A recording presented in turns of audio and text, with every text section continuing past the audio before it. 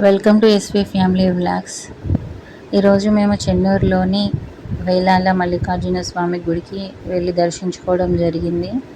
మేము 11ంటికి అలా వెళ్ళాము, కానీ వెళ్ళేసరికి గుడి క్లోజ్ చేయడం జరిగింది. గుడి చాలా ప్రశాంతంగా ఉంది.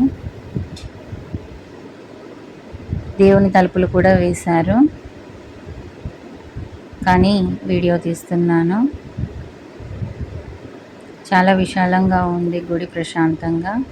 వెళ్ళాలా అంటే చాలా అద్భుతంగా ఉంటుంది గుడి. కొండపైన కూడా దేవుడు ఉంటాడు. శివరాత్రికి ఇక్కడ చాలా ఉత్సవాలు జరుగుతాయి.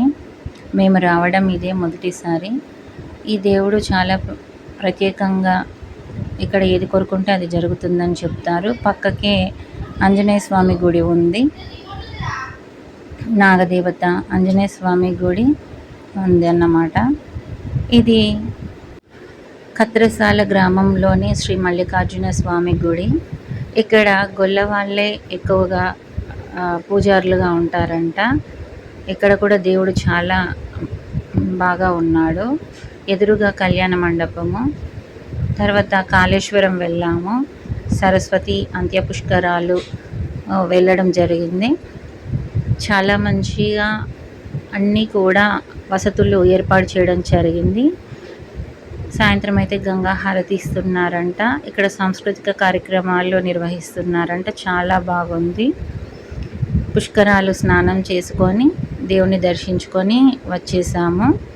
వసతులు కూడా చాలా బాగా ఉన్నాయి. 12 సంవత్సరాలకు ఒకసారి వచ్చే పుష్కరాలు కదా, సరస్వతి అంత్య పుష్కరాలు. చూడండి, ఈ విధంగా ఉంది. ఇక్కడ సాంస్కృతిక కార్యక్రమాలు నిర్వహిస్తున్నారంట. సాయంత్రం గంగా హారతి అలా ఇచ్చేసి నృత్యాలు అవి చేయడం జరుగుతుందని చెప్పారు. ఈ విధంగా చాలా మంచిగా అరేంజ్మెంట్ చేశారు. తర్వాత చెన్నూరులోని పూరి జగన్నాథ స్వామి ఆలయాన్ని దర్శించుకోవడం జరిగింది. ఇది కూడా చాలా పురాతనమైందంట. పూరి జగన్నాథ ఆలయం తర్వాత చెన్నూరులోనే ఉంది. ఇది 2వ స్థానంలో ఉంది. పురాతనమైనలాగా కనబడుతూ ఉంది. మేము వెళ్ళే వరకు ఈవినింగ్ అలా అయ్యింది. జనాలు ఎక్కువ ఎవరు లేకపోవడం వల్ల ఫ్రీగా దర్శనం చేసుకున్నాము. ఈ విధంగా ఉంది గుడి.